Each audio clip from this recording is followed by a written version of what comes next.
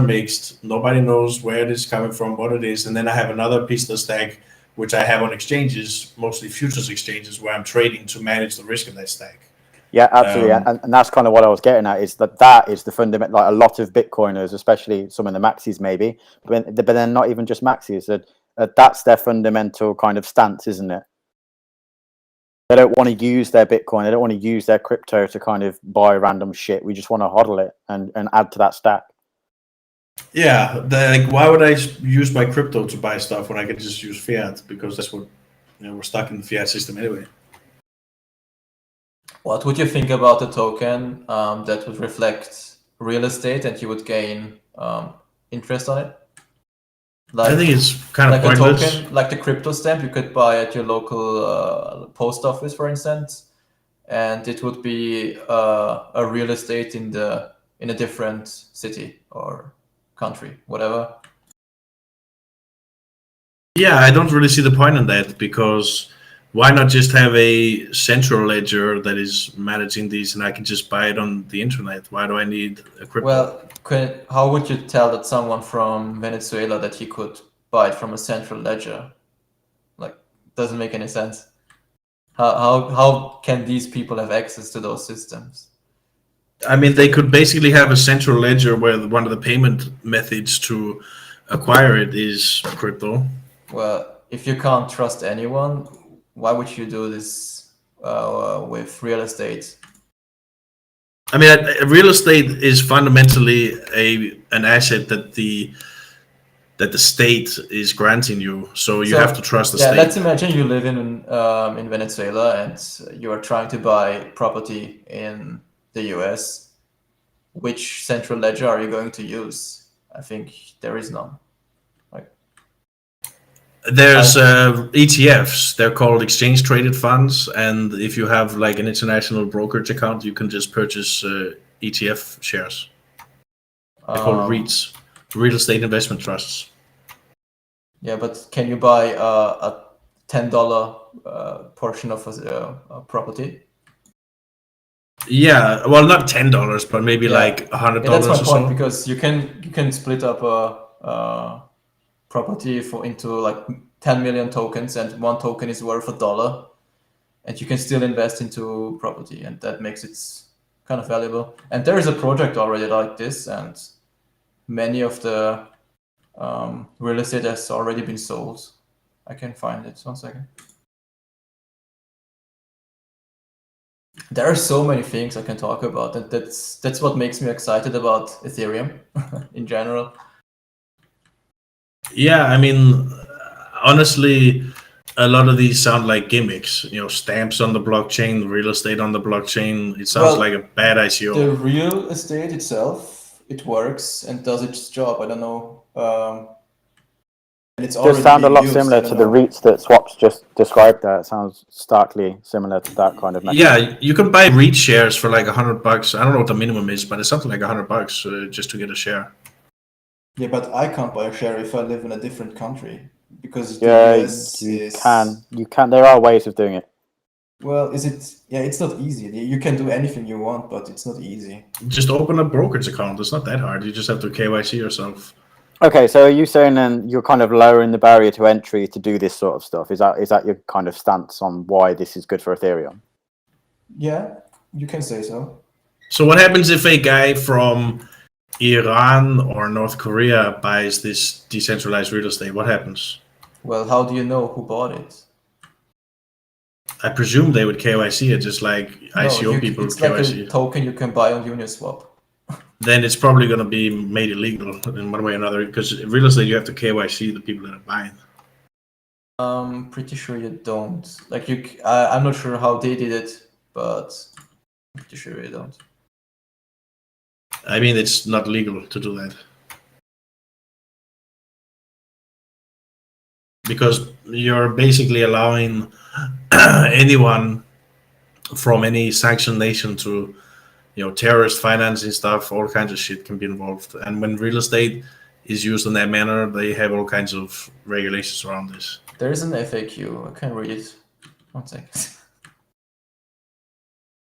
Like, there are so many things you can do. It doesn't even matter if one or the other thing doesn't work out because the law doesn't allow you to. But what makes Bitcoin exciting? Like, I mentioned so many things that make Ethereum exciting. What about Bitcoin except holding? Well, I'll mention again the Lightning Network.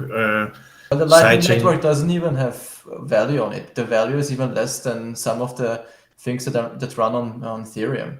Like, how can you use it as an argument? Well, because it's still usable if you want to. They tokenize Bitcoin on Ethereum, and that has more value than the Lightning Network itself. Yeah, but that's fundamentally different because the security profile of using the Ethereum chain is different versus Bitcoin, and we've seen all of these broken DeFi protocols getting fucked with. Yeah, but the in DeFi BTC. itself doesn't mean that Ethereum is broken. If people write bad code, it will be broke. So yeah. Yeah, but it's still kind of if you build Ethereum's nothing, fault. it's not getting broken. Yes, that's if nothing is being built on top of Bitcoin, it's not getting broke. If people actually build something on top of Bitcoin, the same thing would happen on Bitcoin. I mean, Lightning's been pretty robust. There's really talented developers on it, and it's not about how much value has been locked up in one or the other. Well, the value represents how much security is on it. So if you had to compare Bitcoin with Ethereum in terms of security, one metric would be that Bitcoin right now is secure as $162 billion, and Ethereum is $23 billion. And if you do the same thing with the Lightning Network, it's $8 million. And if you open the last link I sent, it's kind of funny. Like, the Lightning Network was the only thing that was hyped up on Bitcoin, and it has less value than all the little things that are being built on top of Ethereum. Well, it's a false measurement to compare these two. Well, how do you compare those security between Ethereum and Bitcoin then? I mean, Ethereum is running a lot of just science projects which are full of hacks and holes and lots of people losing money. Ethereum itself. Ethereum itself runs fine, but all the projects on top of it have holes. Okay, well, that's not really happening on Bitcoin, so I don't know what to tell you. Yeah, like, is your suggestion to just stop developing things to be as secure as Bitcoin, if that is your measurement? One sec.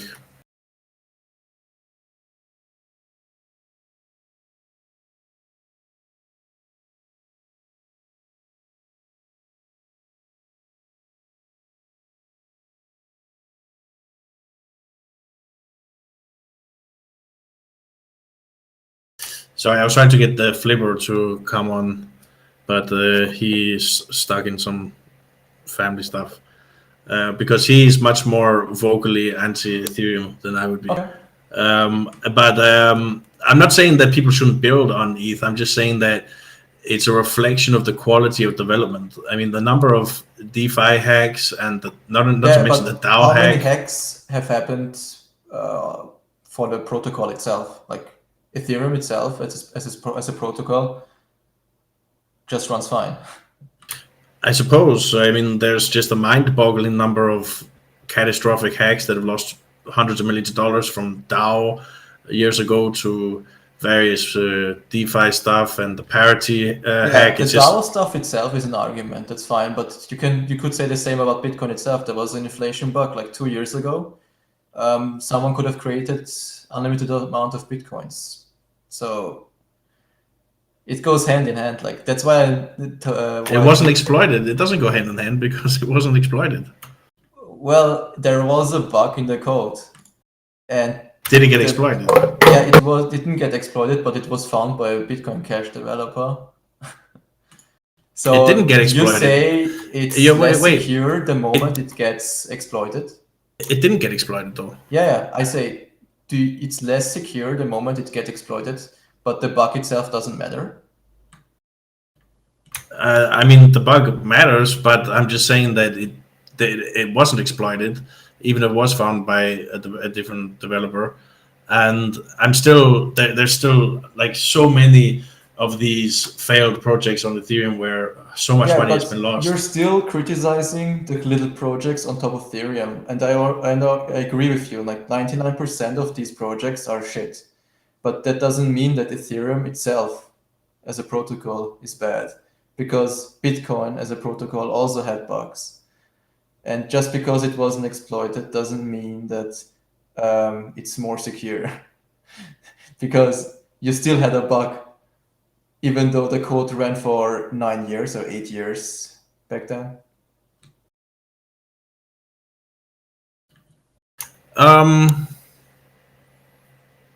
Yeah, but I still think that it shows a different mentality between Bitcoin and Ethereum. I think that the mentality on Bitcoin is to focus more on security and to be a bit more careful, and Ethereum, it's more like just release whatever, and if it fucks up, we'll just roll back. And you can't say that it's just only things being built on Ethereum, because in the case of the DAO hack, or I guess you could call it a hack or exploit, whatever, there were so many of these core Ethereum people that were impacted by it that it was a reflection of the protocol, because they ended up rolling back the chain and splitting the community between Ethereum and Ethereum Classic.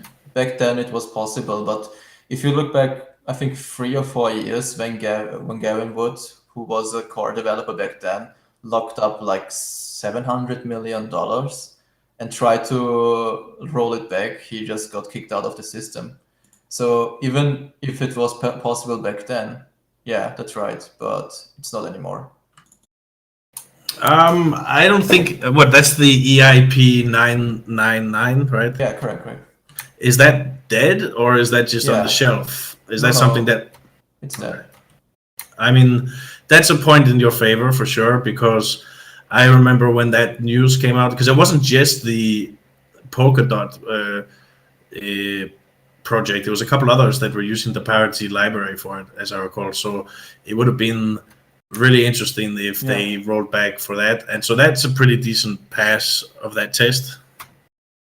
Yeah, that's why I actually took the money that is being locked in a system as a security measurement, because Bitcoin itself is probably way more secure right now because it has way more money locked in. But if you take the same measurement for Lightning Network, which is the only thing that was built on Bitcoin, or one of the only things, and has the most value in it, it's pretty low. Well, you made a good point there. You talk about all the DeFi stuff and how much money is held there, but when it comes down to it, people trust more money with Bitcoin, like a lot more money. And well, most of the money sits on exchanges, but yeah. I don't think that's true. I don't think the exchange balances are representing the majority of the actively held Bitcoin. We can look it up. I think so. Yeah, I mean, we can. I just, that would strike me as really odd if literally a majority of the active BTC moving around is sitting on exchanges. Like Bitfinex has a rather high balance, for example, and I don't think it's even. Maybe someone out there can correct me what Bitfinex's balance is. 120,000 BTC. Yeah, so I don't think a majority of the Bitcoin is, unless you have a source for that, Strawberry. No, I mean, even if you take them all out.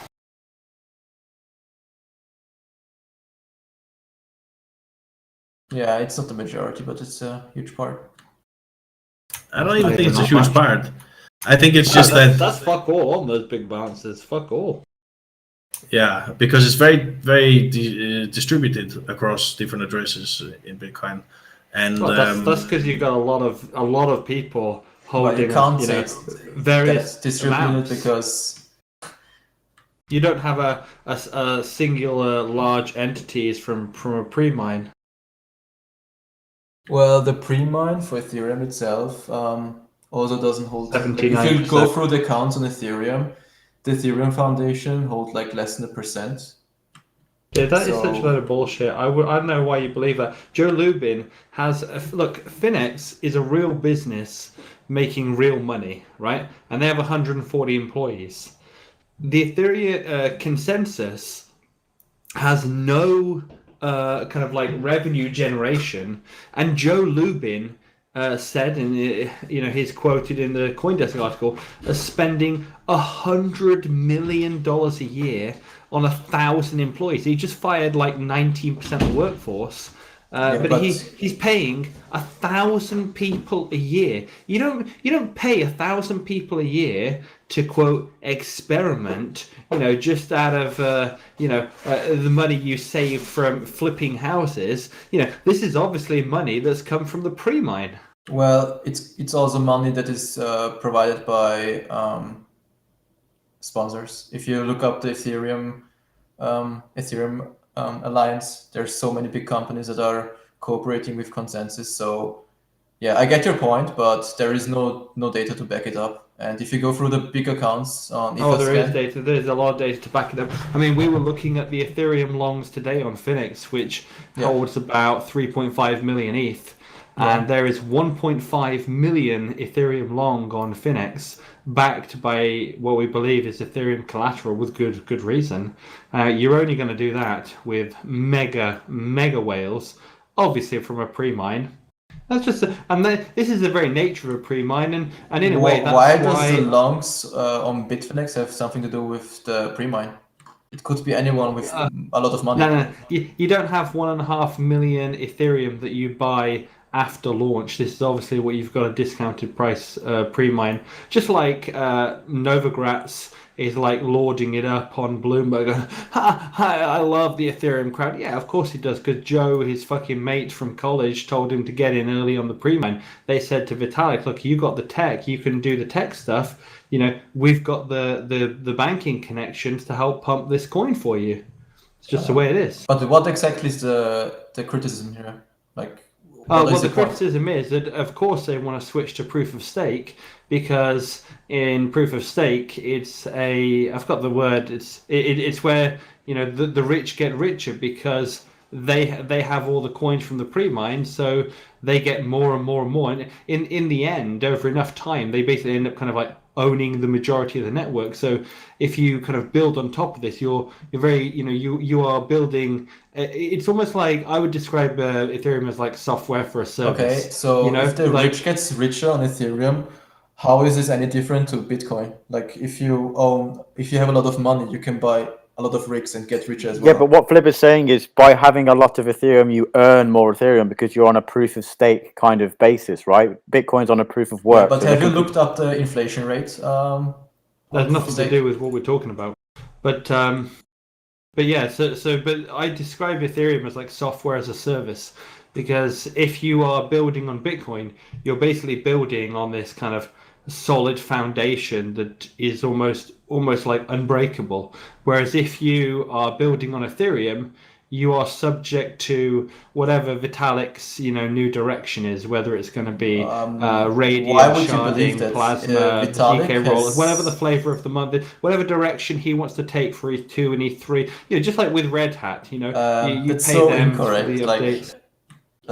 It's so incorrect. Vitalik says anything and that direction is being taken is so old. Like that's 2016 or 17.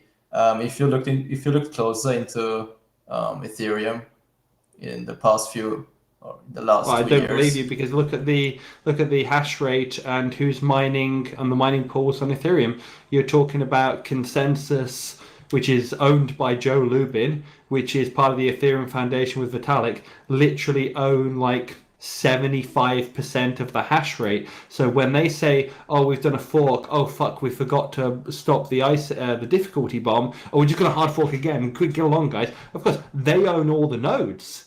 They own all the hashing power. Wait, you're saying that Joe Lubin owns all the hashing power? Tough shit. You get forked off. Wait, are you saying that Joe Lubin owns all the hashing power? Well, he does. Whether you want to say he owns it directly, or whether you want to say he owns it through Consensus and sub companies and whatever, it's however you want to describe it. But that is the state of the matter. Yeah. If you don't believe maybe me, you know more than me, but naive and uninformed. Can you post anything that can back it up? I don't actually have anything on my screen in front of me. I'm kind of midway through watching this TV show, but you can, if you do your due diligence, you will find the information. Go and, Well, go I've been speak in to this people. Ethereum scene for many years, and I've never heard about Joe Lubin owning so much hashing power. Well, it's hardly something that's widely spoken about, is it? At the end of the day, if it's widely if you are, spoken, you can just link it, and I can read it up because I can't find it, and you know more than me. well, this is not. I don't know where you would even find this linked up. Well, anything I said, I linked it up, tried to educate you, but you're putting stuff up but can't link it. So I'm just Well, going to at the say end of it's the a day, lie. look, you can go and look at the current mining farms, look at who's backing them, dig into consensus, dig into what Joe Lubin's up to. I mean, speak to anybody that's worked for him closely. I think it sounds like a conspiracy theory, but yeah. Yeah, well, I mean, at the end of the day, you don't pay $100 million a year on 1,000 employees to deliver nothing, for no reason. How can you say that they deliver nothing? What the fuck? I actually think that's a really good point. I think that 1,000 employees, that just doesn't come from these sponsorship companies. That comes from the pre-mine. I mean, that's a really good point. Yeah, it's $100 I don't know how million Consensus a year. is managing their money. You would not need to ask them. It's $100 million a year.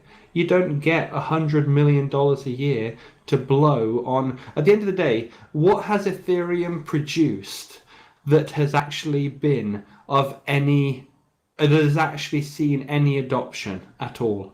Apart from, pardon? MakerDAO. Many of the research stuff.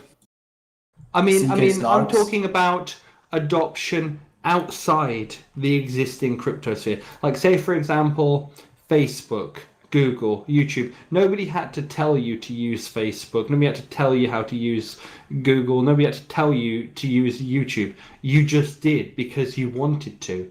But nobody we're very early in real the stage. life.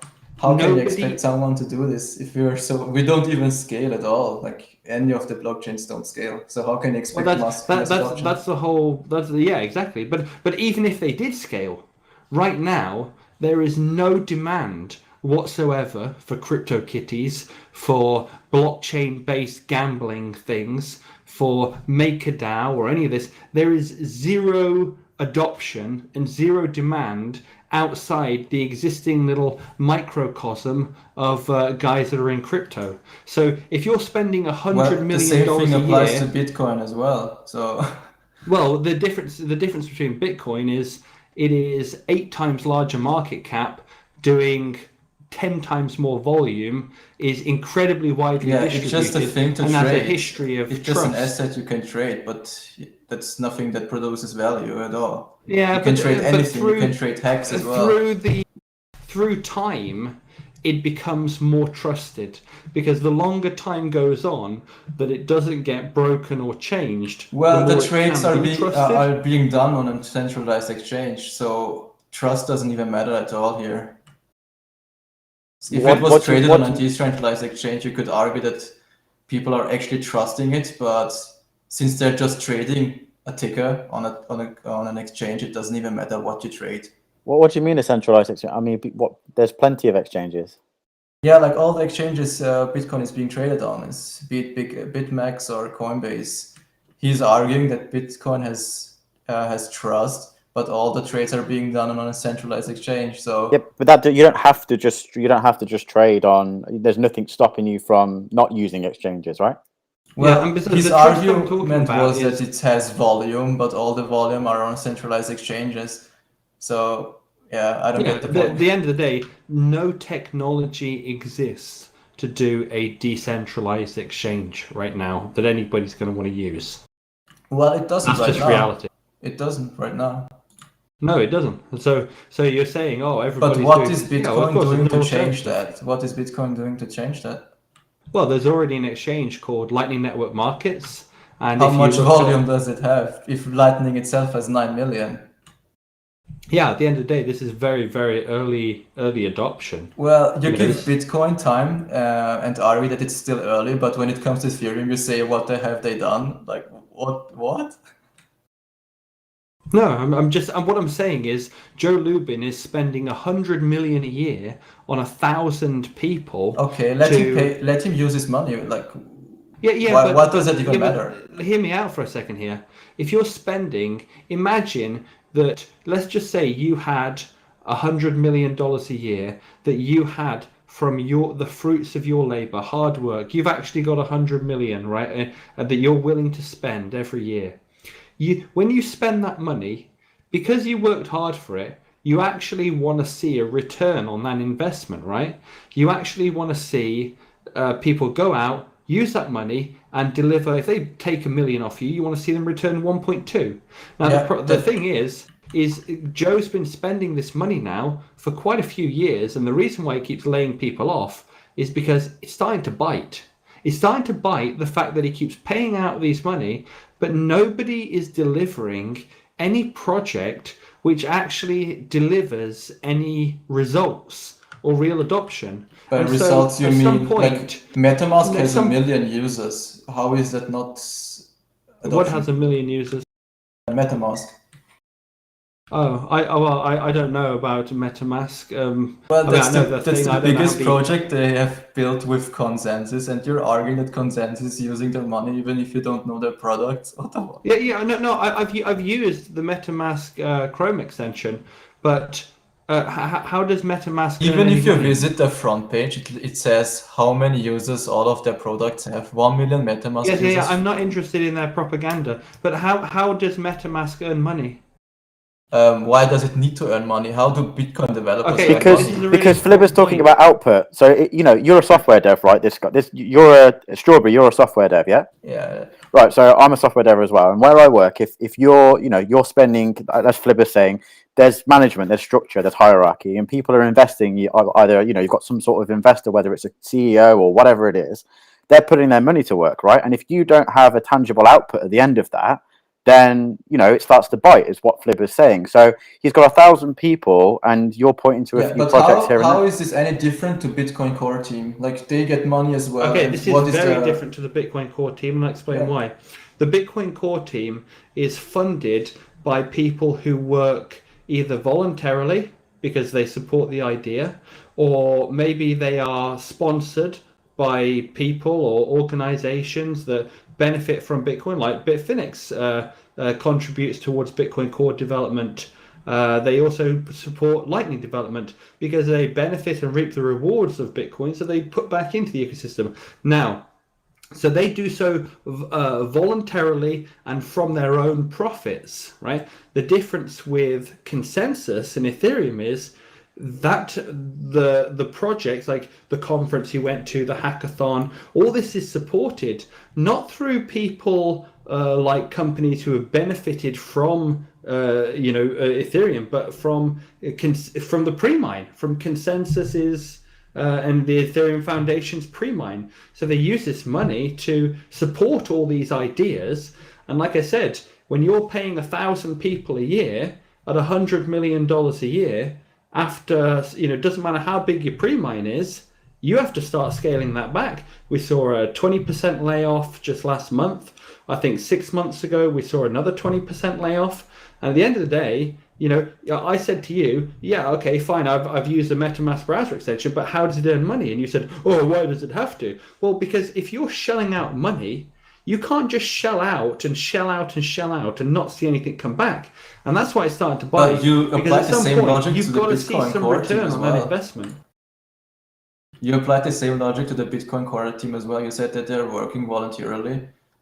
You could say the same thing about the Consensus team as well. So okay, those who contribute towards Bitcoin Core have, firstly, they have no say in what gets implemented in the end design. They can propose things that may think are a good idea, but because it's so decentralized, it could be rejected from the get-go. It could be rejected on the actual application level. It could be rejected at many levels. Now, with the Ethereum Foundation, oh, it's easy. You want to do this? because we own all the nodes, because we own all the hashing Okay, power, can you link me because we have anything all of the the money stuff that that has finances all been the proposed projects, and went through? because like we that? have all the money financing all the I- projects, you will support I this have idea, one. and Yeah, that's go it. ahead. I have one example. I was surprised at how easily they slipped in the emission rate change, which wasn't on the roadmap, and You mean consensus. the EIP 1559? I don't know what the exact one is, to be honest, but I just Okay. remember the reduction. I think they halved the emission rate, and it wasn't on the plan at all. It was just something Joe Lubin and consensus sort of Wait, the sprung. emission? I don't. Can you find it? So Yeah, I'll try to. Hold on. Yeah, that's a brilliant example. Well, if you're like, if that what you said actually was true, EIP 999 would have went through 2 years ago, and that locked up like $700 million. So yeah, Dude, I don't know. everything I have said is completely true. Yeah, if it's completely true, you can easily find any data that can back it up. If you can't, I'll think it's a conspiracy What theory. do you want me to Well, back up? What are you not You're getting saying that Joe Lubin is linked to the hashing power, a lot of hashing power. You're saying Yeah. that he has a lot of the pre-mine. Where do you get all of this information that I have? Okay, I've personally got this information who are very close to Joe Lubin and have worked with him for a number of years. Well, I could do the same thing and just say that it's not true. So Okay, the well- thirdening, they called it the Oh. thirdening. I'm trying to figure out what EIP it was. Fair. I've never heard about it, to be honest. It's But the believe me- Constantinople change when it went from 3 to 2. Oh, yeah. Okay, what about it? This wasn't on the roadmap, was it? It was just a change that was made for economic purposes from the big holders. I'll need to find it. It's a year ago, I think. I can't remember. Correct. It was a bit more than a year ago, but they called it the thirdening. EIP, is it 1, But 2, there 3, was 4? there was consensus across the community, so Yeah, because they agreed with what Joe Lubin was saying. They're like, oh yeah, just reduce the block reward so that we can pump the. But coin what's more. even if it was this way, the way you said it, why is it bad if everyone agrees? If everyone agrees, it's fine. If some but- people don't, Because But who's because everyone? Those well, in Bitcoin, those who have to agree is so dispersed. It's very difficult to get agreement on anything.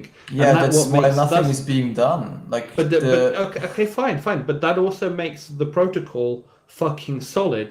Now in Ethereum, because you have so few people with so much control, sure you can push stuff through. You can advance very quickly because you don't have to convince a lot of people this is a good idea because it's so tightly controlled. I think you And have that's never okay as long as actually. they're doing what you like. You But have what never about, seen say, one with of those Prog EIPs POW going when they through. start doing something maybe you don't like. You have never seen one of those EIPs going through, so because what you're saying is just completely wrong. No, what If you I'm think saying that is you can completely just right. by that push any AIP, that's just wrong. That's just wrong. No, what I'm saying is completely right. No, if you look up ETH research, there are so many proposals by Vitalik and other people that are just being denied because other people are just smarter, find better ways to solve stuff. Yeah, I mean, sure. Look. At the end of the day, Vitalik may, he's not going to try and shoehorn through something that doesn't have some kind of consensus. He needs people on his side. If he proposes something and it's generally not going down so well, try. Well, that's with any idea. If you don't have everyone by your But at side, the end it's of the not day, going through. push come to shove, they want to do something. Infura's upgrading the nodes. Joe's getting his boys in the hashing farms to switch over. And if you don't like it, tough shit. You forked off. See you later. Yeah, well, Welcome I'm to the still dead minority waiting for chain. proof with the Joe Lubin and hash rate stuff. Yeah, I'm waiting. Okay, well, like I said, I'm not going to go out Googling it for you. I'm Well, just telling you. Yeah, what Go Google it what do you yourself. want me to Google to find it? Because I'm trying, I can't. Well, at a different. Let's put it differently. What if? You do agree that there are wealthy, influential Ethereum members, and Joe Lubin and Consensus is a massive force within. Well, you can say the Ethereum. same thing for Bitcoin with Jack from Twitter. He's rich, so No, but that's not the same. They're way off. Way off. Dude, Jack from Twitter thinks Bitcoin's a great idea, and he's bought into it, and he's trying to shill it to get it going. Do right? you know how much he owns? He is not in control of Bitcoin Core development. He doesn't own fucking 75% of Bitcoin Core nodes. You know what I mean? What you're talking Where do you about get is the comparing information apples about and the oranges. nodes? I'm actually curious now. Like, Well, are you concerned at all, Strawberry, about the centralization of node running and how No. difficult it is to bootstrap? Like, but are you surprised how many of these ICOs and these smart contracts just trust in Fura and they just push whatever to Fura? Fura itself is a big issue. But There you go. earlier I linked something called DAppNode, which introduces a solution for this. So everyone who buys this can easily, like by one click, run Ethereum 2. Also have its own node. So there are solutions on their way, but it needs time, like the same way it requires for Bitcoin. And yeah, I'm kind of confused by all the things that the Fibber is saying, but I'm still waiting for proof.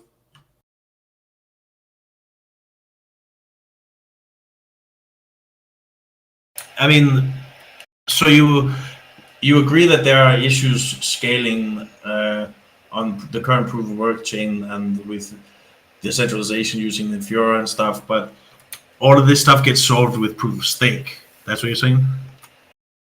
The scaling itself, yes. In Fura, there are multiple proposals, but if you would ask me if I can link them or find them, I probably won't because I can't remember their names.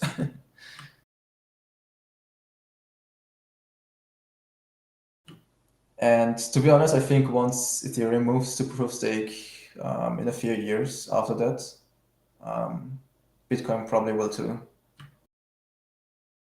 Or they will fork it off, at least. I think you're way off. I don't think Bitcoin will ever go to proof of stake. Yeah, I would be surprised if Bitcoin did anything like. Oh, that is both a negative for Bitcoin and a positive. Yeah, it's I very agree. good. Yeah, I agree. But if you Yeah, criticize any development on Ethereum, I'm kind of shocked because No, at the end of the day, because like say like Neo, Nemp, Tron, ADA. yeah, but because not. any of these platforms are so tightly controlled, they can just do hard fork rollouts to upgrades to whatever the fuck they want, and most people are going to go along with it because if they don't, they're not going to have any developers working on their minority forked chain, so they have to just go along with it. Now, Ethereum is very much in the same position. So you're saying the developers are showing the way the network is moving. So if all developers from Bitcoin moved or forked off, what would happen then? Well, that's exactly what happened when Bitcoin Cash split off. If you had all the Bitcoin core developers said, miners can do whatever the fuck you want.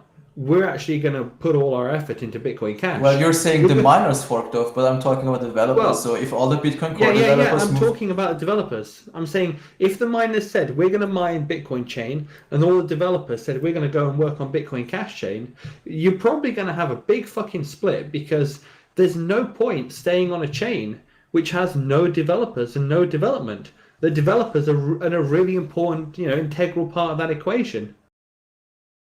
Yeah, but that's what I'm saying. You're saying that the developers are showing the way the network is moving, and you're saying I'm saying a lot of those developers, of those developers are paid for by Consensus and this $100 million a year, 1,000 employees. I'm not sure why you're so stuck with Consensus, but yeah, if you keep moving, if you keep using Consensus and arguments, just send me proof. Dude, Consensus literally, I could say anything about Bitcoin without showing proof. Ethereum. Yeah. Do you realize Consensus literally owns Ethereum? Why do they own Ethereum? What the fuck? Well, firstly, they sponsor all the projects. So all the developers that are working on stuff. Now, when I'm working on this fucking project, right, let's just say I'm working on this new idea I've got called Infura, where I'm going to run a load of nodes and give an API thing and eventually charge people for it. And Joe says, yeah, okay, here's 2 mil to keep you guys, you know, staffed and worked away while you're building this idea. All these projects that are building stuff for Ethereum, you know, 90% of them are financed by consensus, by these 1,000 employees. So basically, that's why consensus have their fingers in Ethereum Enterprise, in Fura, this one, because they're sponsoring it all. Because when you have this large pre-mine and you have these entities that don't have so if you go to large amounts of money, they're going to use it to help pump them. Like when you Janopo was talking about, we'll just change the supply issuance. It probably, and I'm just guessing here, nothing to back this up, but it's probably because the pre-mine's running a little dry. They're cutting back on the staff, and they're thinking, we need to. He's ringing up the phone to Vitalik. We got to do something to help number go up. And Vitalik's like, well, we can force everybody to stake 32 ETH. That's going to take up some supply. We're going to do this to take up some supply. We're going to make number go up, Joe. Don't worry, I'm on the case. That's what they need to do. They need to help number go up before this pre-mine runs out and the fucking Ponzi collapses. Well, who doesn't want the number to go up anyway? Yeah, sure. I mean, there's probably a million Bitcoin. people out there bag holding ETH that want it to go up because they were bought in higher and they're waiting for it to go up. Sure. Well, that's the only use case with Bitcoin. Everyone wants the number to go up because you can do nothing with it. Yeah, but like I said, Bitcoin's very different from Ethereum because Bitcoin is very, very difficult to change. Like, you want to change the supply issuance on ETH? Oh man, it just happens overnight from a hard fork. There's a call between 5 people overnight, and the supply issuance had changed. You want to change supply issuance on Bitcoin? Good luck, really good luck. Why is it bad to change it? Oh, because if it is unchangeable, it is reliable. It is dependable. Why is it good to not change it? It can be changed. It that way. It can be pressured. Somebody can say, Joe, I'm worried about this Ethereum thing. I want you to put in something where we're going to need to AML KYC all addresses or whatever. At the end of the day, the more distributed and decentralized it is, the better. That's the whole fucking point behind all of but this. if there is consensus between the community, why is it bad to change? If everyone agrees, and if someone disagrees, they can just fork it off, but they don't. Yeah, exactly. And if you want to fork off with no nodes, no developers, no hashing power, because there are none, because everyone agrees. So you either support what Joe says and the Ethereum Foundation consensus says, or you die. Now, it just so happens that Infura, is obviously running whatever it is, 3/4 of all the what Ethereum has Joe nodes. done to you that you're so much talking about Joe? Like, I'm into Ethereum for so many years, and Joe doesn't play a big role for me. Okay, well, I mean, I'm surprised that you don't know this. I mean, obviously, you're. Well, it's all. If I want your information, I'd probably need to go on Bitcoin subforums and read all the conspiracy theories. Because not at all. If there's actually let me data explain to you. Who do you think found Vitalik? Who do you think financed him? Why does that matter at all? Well, I'm asking, who financed Vitalik? Who paid for him? When he's over there in Thailand working on stuff, who's he talking to? Who's his main man who he's liaising with? Well, everything, all his ideas are on the internet, and if you disagree, you can write a better post or a proposal. I don't even get your point, to be honest. Well, okay. If you don't get my point, all your arguments were explaining valid it like properly. 3 years ago, but they're not anymore. Like, if the things you said are actually valid, so many EIPs would have went through, but they didn't, because those people you mentioned don't play a big role anymore. Yeah, they did a few years ago, but I think you're stuck with the information from 3 years ago, and that's your problem. No, I think you are completely uninformed in this whole regard. Well, you don't educate me with actually data. You're just saying stuff, but you can't back it up, and I'm still waiting. What do you want data backing up on? Well, the data that says that Consensus owns a lot of hashing power, and that Consensus does all the stuff. You're saying that a friend of yours is close with Consensus and told you that. Like, how is that? Yeah.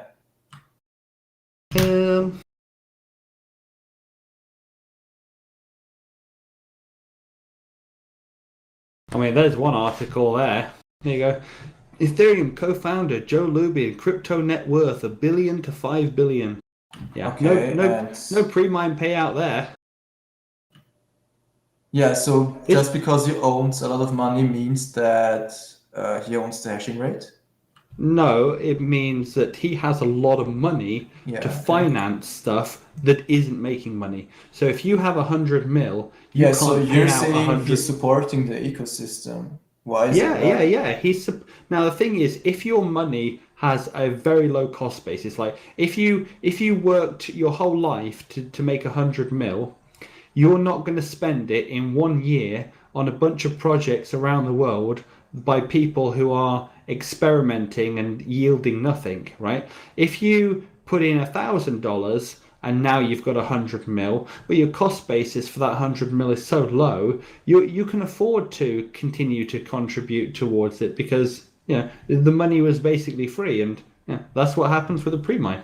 You do realize that I think this 100 million post equals or 100 this million. this post by Forbes was posted at the Ethereum peak price, so yeah, the value is probably not true anymore.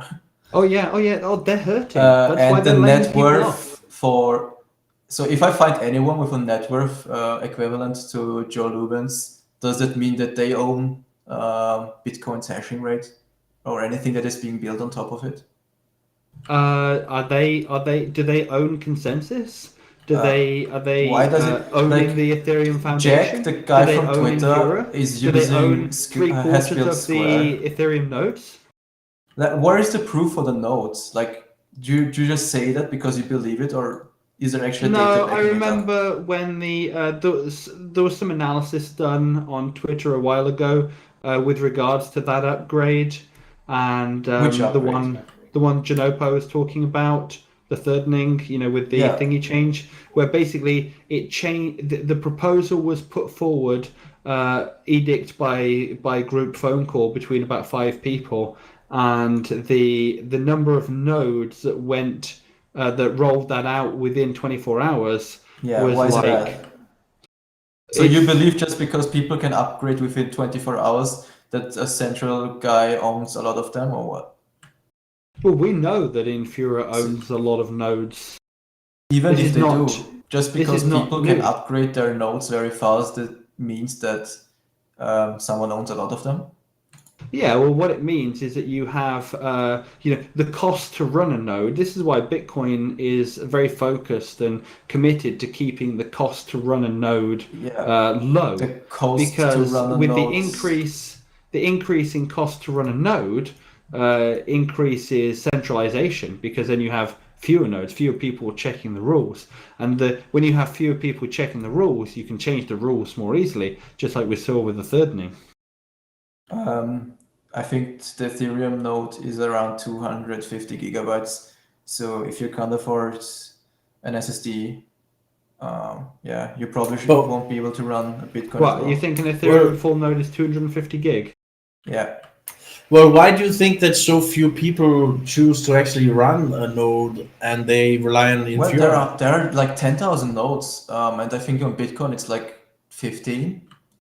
But do you know how many of those nodes are actually run by Infura, for example? No, but do you know how many people from Bitcoin are run by someone? Well, I mean, Infura themselves say that they are running about 15 to 20% of the Ethereum nodes, and that was a number from a year or two ago.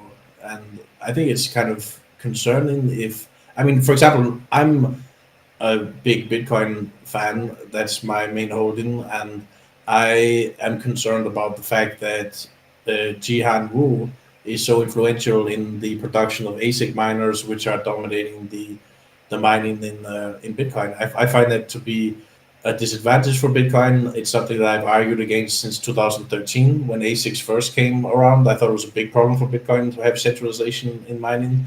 I think we have a lot better decentralization in the nodes from the users. But on Ethereum side, I find it concerning that 20% or so of the nodes are in Fura, probably more.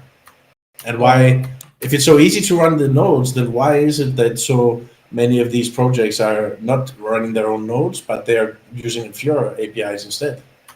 Because it's easier. Are there any? Yeah, that's. But you said it's so easy. You just said that if you don't have an SSD, why aren't you running? Well, you can, node? but are there any incentives to run a Bitcoin node? Yeah. Well, what are they? That you don't have to trust another node to push your transaction. The same thing applies to Ethereum as well, but that's not a reason to actually run one, because you can use any of the third parties to send your transaction. Well, and if there are no incentives to make you run a node, nobody will, or less people will. I mean, that's, I think, basically revealing one of the key differences in Bitcoin. Going back to Ethereum 2.0, there will actually be incentives to run a node. So Ethereum has a solution for this, and Bitcoin doesn't mean that Bitcoin is bad. And it's fine that ETH 2.0 has that, because when you are buying into a software package that does a yearly update, then you just get whatever they give you on that update, and if you don't update, your software stops working, and that is, Ethereum. Okay, well, someone on Twitter had a question for you, Strawberry. He asked, one second. He says, do you think an EIP, Ethereum Improvement Proposal, could get into Ethereum even if Vitalik and Lubin firmly disagree with it? I don't know, because it never has happened. How can I know the unknown? Yeah, but do you see why I'm laughing? That you're basically saying everything that happens on Ethereum basically has Vitalik and Lubin's blessing. Well, there's never happened. No, it doesn't, because it could be anyone else. If they have a reason why they disagree, it doesn't need to be Vitalik or Joe Lubin. So they just, but it just so happens. A reason why they disagree, and if the reason why they disagree is good, people will agree with them. If it's shit, nobody will. I mean, I see your argument, but at the same time, you're admitting that everything that's happened on Ethereum development-wise, which is a lot of things, in fairness, they basically had Vitalik and Lubin/Consensus's blessing. Well, I haven't seen Joe Lubin himself on the research website, but the other guy on TeamSpeak says that he has his people who are on there, so he probably knows more than me. But I can't know the unknown, and nobody does. And if they disagree, they will have a reason why they do. And if other people, the community agrees with them, it won't go through. I mean, see, I can give you an example on Bitcoin. There's a lot of disagreement between developers. It's very rare that you see. I'm not sure if you actually can take Bitcoin as a comparison, because nothing on Bitcoin actually goes through. There's core upgrades happening all the time. But I'll give you an example. RBF, replaced by fee, which basically allows you to replace a transaction if you flagged it with RBF and use a higher fee in order to get it through. A lot of developers were against this because it kind of messed with the finality aspect of transactions. And you basically, if you're a merchant or whatever, and you're receiving an RBF flagged transaction, it sort of made it a different class of Bitcoin transactions that had a different finality threshold. But Peter Todd supported it. A lot of the core developers opposed it, but it got soft forked in anyway. That's just one example. Okay, I'm not sure what you're trying to hear from me. I mean, I'm just saying that I'm comparing given the question about Vitalik and Lubin. It doesn't matter who they are. Why do people still believe that it matters who you are? Because that's the concern. The concern is that there's undue influence over the chain. If someone else is, he probably isn't on the GitHub or on the ETH research and doesn't follow it closely. If they do, they won't be concerned. So what about this prog POW stuff that keeps popping up? What's the situation there? I think it got denied by the community. Vitalik didn't say anything about it, if you care about what he says. Joe Lubin didn't say anything about it. There wasn't consensus across the community, so I think it won't get... I think someone mentioned it was back on the agenda for some... Yeah, it was on the agenda, but it wasn't on the agenda to reach consensus. The people who support it just updated the core devs about the situation and about the development for it. But the goal wasn't to reach a consensus. So yeah, they didn't do any decisions. I spoke to this other guy, right? And he runs this kind of Ethereum, company. They make something for Ethereum, a software thing. I'm not gonna say what it is. But I said to him, I said, how does your thing make money? He said, oh, we don't make money and we have no way of knowing how we're going to make money. And I said, but you're in this fucking beautiful office, like, work next to a bank in London, all this stuff. So how are you paying for all this stuff? He said, oh, the money is sent to us from Consensus. And I said, well, what's the deal? Like, well, would you have to do anything? He said, no. He said, they just send us some money and, tell us to build stuff to compete with banks and stuff like this. And, yeah, so they're building a product on top of Ethereum to compete with the banks. So if they're building a protocol anyone can use, why is it bad? Like, if Consensus funds developers to build exciting stuff, which is open source and anyone can use, I don't see. Okay. So you say why is that bad? Because they own so much of the Ethereum infrastructure. The things they own, or the thing you mentioned at least, is open source. So they're building a protocol, I guess, or a DeFi application that anyone can use and look up the code. So I don't see this as a bad point. Well, the point is that if you want to change anything, right? And let's just say, take something that's already happened, supply issuance. Let's just say you want to change that. You just change it. And because they own so much infrastructure, you cannot not go along because you'll be dead. So when you own Ethereum, you are basically subject to whatever upgrades they're going to roll out every time they do an upgrade, and you just get what you're given, and that's it. If you disagree, you probably have a good point to disagree. If you just disagree because you want to, yeah, it probably will get through. But if you disagree because you have an argument why it's bad, yeah, you can get on the forums and argue with the people, and they probably will agree if you're smart enough. Yeah, now I don't know how much discussion happened when they decided to change the supply issuance, because that happened within 24 hours of the decision being made. No, like Yes. there was a security bug. Dude, you didn't even know about it till 5 minutes ago. Well, I know about it. What do you mean I don't know about consent? I said you didn't even know about it till 5 minutes ago. You were like, what is that? What happened? You were talking about Ferdinand. I don't know. For it. Well, I certainly know about it. I just didn't know that you guys call it Ferdinand. But you kind of sound butthurt, so and all your arguments are not even backed up by data. Yeah. Well, I'm not butthurt about it. I just, at the end of the day, I don't like to support something that has this huge fucking pre-mine and is totally centralized in its issuance and control. Well, then don't use it. It's that easy. I don't. Yeah, I don't. That's if exactly you have like any questions which you can back up, we can talk about it. But if you just make stuff up or believe stuff that you want to talk about, I can't help you. I'm not making anything up. That's like talking about religion and your beliefs, and yeah, you can believe. Yeah, I'm not making anything up. Well, go ahead and link the stuff then. Oh, I mean, I posted some links already. Go and scroll up. Well, you're sending me that Joe Lubens owns a lot of money. What has it to do with the hashing rate you're talking about and the nodes that they own? Like, okay, if Infura owns 10-20%, but that doesn't mean that they own, like, you're saying like 70% or something. What?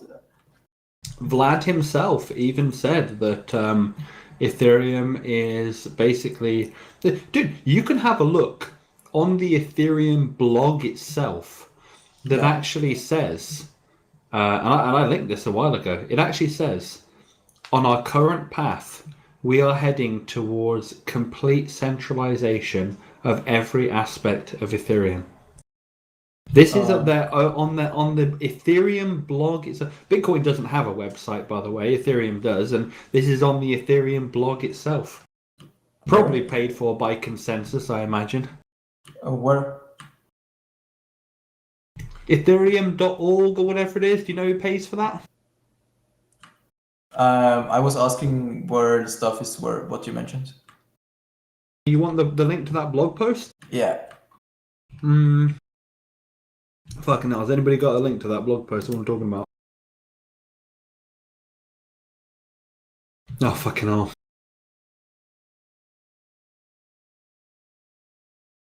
So I have a separate question while Flipper's looking for that link. Yeah, your questions are actually interesting and not about your emotions. And yeah, I can help you with that. People say that a lot when it's Flipper and me that I have a guest on, so that's not unusual at all. But when you are doing the stake from the current proof of work Ethereum chain over to the beacon chain, I don't understand exactly how. I think on Topaz you just request the coins and then you receive the coins and then you stake, or do you go through the process of depositing it in a smart contract, which then creates the coins on the beacon chain? There is a smart contract, a deposit contract, where you can deposit your 32 ETH, and those 32 ETH will be projected onto the beacon chain. So it sits on Ethereum 1 in the deposit contract, but projected is, I think, the correct word here. But how do you connect the wallet? Because you said as soon as it's on the beacon chain, it's staking. Right. And how do you because you have to run a beacon node, full node, then you have to run the validator client. That's what I want to mention as well. Like that's a weakness. People will need to run so many things. It's actually confusing. So, I agree. Yeah, so you will need to run Ethereum 1 node. You will need to run a beacon node. You will need to run the validator itself. And the validator key that you're assigning to the 32 ETH. No. So all the things you need to run are those free, if I remember correctly. And the slasher, but the slasher is actually optional. But how does it work? I just send 32 ETH to a contract? Yeah, you send it to the contract, and the contract is being read by the beacon chain. And before you actually do it, you create your ETH2 keys. And when you do the transaction to the deposit contract, you put your the transaction data, the raw transaction data, which reflects your keys into the input data of the Ethereum 1 transaction, and this data reflects the keys on the Ethereum 2 beacon chain. So how do you generate those keys on the? It's just a function you can run. But that's on ETH1 or ETH2? That's completely separate. It's just a function you can run to create keys. Okay, you so can it's actually do offline. it right now. You can do it right now on the Prism. And so would this key be something like a private key where you have to really be careful with it and not reveal it? Yeah. And so you send the transaction. So it's not just like I'm going to transfer 32 ETH to this contract. You actually have to do it with the data field where you're filling in certain stuff. Okay. Yeah. That way it can actually recognize it. And then because one of the interesting aspects of it is that I was wondering is this 32 cap. It's not even just a cap. It's like it has to be exactly 32 ETH. It can't be. You can deposit anything above 1 Ethereum, but you will need 32 Ethereum to start staking. So anything below will be recognized, but you won't start staking. So you can deposit 31.9 ETH, and it will not be subject to that depreciation tax you were talking about. Yeah, you will need 32 to start. So what if you send 32, but you don't, like, you have to include a validator key in the transaction, or it will be rejected? So wait, what do you mean? Well, because I'm wondering if there's a state or a situation where you can actually have ETH that gets trapped. Like if you send it. No, the only way you can trap is that you get rewards, or you want your money back to ETH1. So if you the transaction data you create and put into your input data on Ethereum 1 is actually also being used if you want to redeposit. So for instance, if you are staking with 32 ETH and your effective balance, which is used to calculate your rewards, drops because you got punished for some reason, the 32 ETH that is being used to calculate your rewards also drops. And in order to increase that, you will need more Ethereum, which can be reached by either getting more rewards or by redepositing. And but it's only one validator key per 32 ETH. So you have to then. What if I accidentally send? Because each deposit to the smart contract has to include the data field with. Well, you can create another key. So if with one Ethereum 1 account or private key, you can have multiple validators. Correct. So what if I what if I accidentally send 1,000 ETH to that smart contract with a certain validator key? Does the transaction get rejected, or is there some way for me to fumble it around? You shouldn't send 1,000. But so what happens if I do? Well, it's in there and you have to wait. But then I get basically taxed the whole time, right? Yeah, no. It will be there, but all the people that are actually going to deposit will either use a user interface, which is being designed probably by consensus. So you won't have any of those issues. But it's a front end validation though. Shouldn't there be a back end? Like I've done tons of software design. But this is clearly a back end validation issue, isn't it? Yeah, but the people who are actually doing it by themselves won't do those issues, hopefully. I mean, you're assuming. That's not how you design a product effectively. You have to have back-end validation that prevents the stupid mistakes, because some guy that sends with a certain validation key 1,000 ETH. What's the cap for rejecting transactions? If you send anything below 1 Ethereum, it will be rejected. So you can't spam the network. What about 32? Why is it letting you send over 32? Well, why not? Because you just said it gets trapped if I send with the same validator key. If I send 1,000 ETH, I can only stake 32 of it. So what happens to the rest of the 968 ETH? They're there and waiting for phase 2. They're not being taxed. No, you can only stake a maximum of 32 ETH. So anything above won't be staked actively. Okay, so this is a bit different than what we discussed before, where I was asking, is there an automatic staking that happens with any ETH? That's why I also mentioned the staking effectiveness and why that's an issue. Yeah. So if anyone does that, what you mentioned with the 1,000 Ethereum, that's actually going to decrease the staking effectiveness, and that's why it's bad. You actually just described the issue. So as long as the staking effectiveness is high, everything is fine. But I still don't understand why fundamentally the staking effectiveness is if you bad. deposit 1,000 Ethereum, which could be in theory like 30 validators, and each validator increases the security.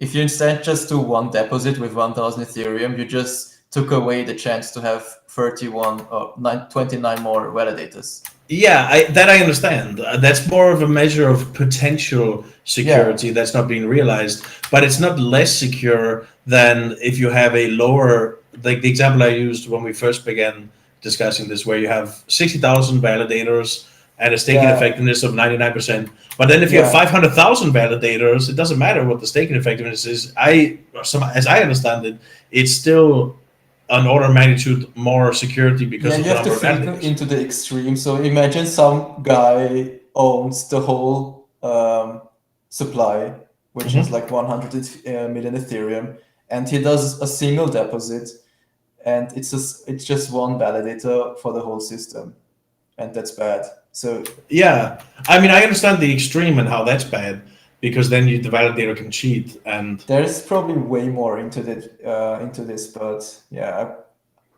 Okay, but then let's think more about the UX of how the conversion happens. So if I'm running a ETH1 full node, and then I'm running the beacon chain full node, I'm running the validator client, I've generated 1,000 validator keys. Am I allowed to, if I have 32,000 ETH, am I allowed to just send 1,000 different? It has to be separate transactions, right, per staking. Yeah.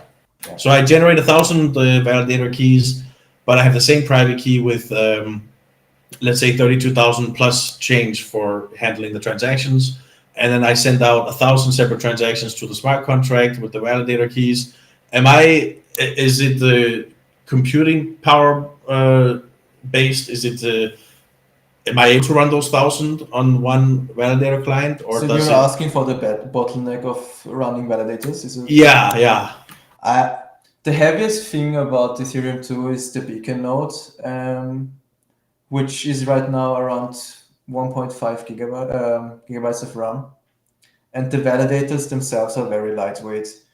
I think Eric, which is going to be here next week, managed to run 1,000 validators on, I think it was a Mac, but I'm not sure how strong it was. It was not using many resources.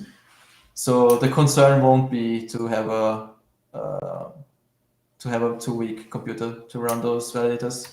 Okay, I mean, well, that's okay from the user perspective. The bigger concern is if you actually connect all those validators to a single beacon node. So if you connect all your validators to a single beacon node, and this beacon node has issues, all your validators will get punished. So the incentive is to run as many beacon nodes as possible to spread the issue of centralization.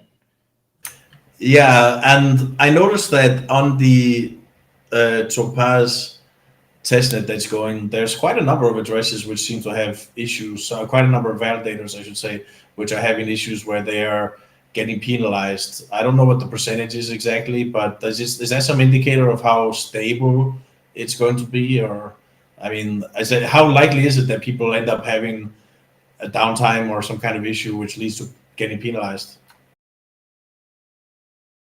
Because if the current full node on ETH1 is any indication, I mean, I've tried to sync an ETH full node multiple times on Parity, on Geth. It's actually pretty difficult, more difficult. Very difficult. I've never managed to do it. Are we going to have the same issues on Beacon, or? I don't know if your microphone's, your push or sorry, I don't have any issues with running those nodes. I don't know why you guys have, but I'm not sure if we will encounter these issues with the beacon node. I don't think so, because right now it runs as it should. Okay, I mean, how much? I mean, in the beacon chain node, there's still going to be, like, did you have to still run the ETH node side by side after you've made the switch, or only to do the switch? Yeah, you need to, because the beacon node gets data from the ETH1 node, and because the moment you do a deposit on the ETH1 node, it needs to be reflected to the beacon chain. So if you don't run it, you can't get the data who did the deposit and who didn't. But after you've done, that's what I mean. Like, once you've actually done that deposit and that part is done. Well, there's still going to be people who are going to deposit, so you can't know when the next one is. And there's still there are probably more information that needs to be received by the Ethereum 1 node, but yeah. Okay, so that actually makes it more difficult because maybe you're not having trouble, but I mean, I don't know if you're in denial, but there's a lot of people that have trouble. Yeah, for sure. If that was an argument by Fibber, I would say yes, I agree. Like, running all those things is actually bad. Are you actually deaf? Because the point I was making is that because people can't run nodes, you end up with this centralization of those that have the finances and resources too. Well, I said, I'm not sure why you weren't able to, but Yeah, all the people I know were able to. So I don't know. I It's tell like you why I contacting your customer support and saying I wasn't able to, but 99% of the other people were able to. And ironically, all the people who aren't able to run their nodes are Bitcoin people. So I don't know. do you run an Ethereum node? Yeah. Full node? I mean, I think there's probably some sample bias here. You're in the Ethereum development community, so your friends are more likely to be Yeah, like for sure. Ethereum. Yeah. But Yeah, but anyway, do you actually run a full node on Ethereum right now? he said he does. Yeah, I know, but not a pruned one, like a full node, right? Yeah, I'm not going to argue with you about the security about the pruned one or not. Like there's so I'm not much. arguing about that. I was just asking. Yeah, if you I'm do or running not. a pruned one. Yes. Oh, okay, you're running a pruned one. Okay. So wait, just I want to see if I understand fully the workflow of the validator key. So you're saying that the Eric guy, who by the way, Flipper, he's coming on I think next week, and Yeah, he's running a pruned node. He said. yeah, yeah, but he he says that Strawberry says that he has run 1,000 validator keys, but we Yeah, were he looking at. also- It's fantastic that he has. I mean, with software as a service, I mean that is ETH 2. I can't wait for ETH 3 and ETH 4, and yeah, we even proposed All right. put in a thing from Vitalik there, a great little proposal. Maybe that'll make it into the next one. Who knows?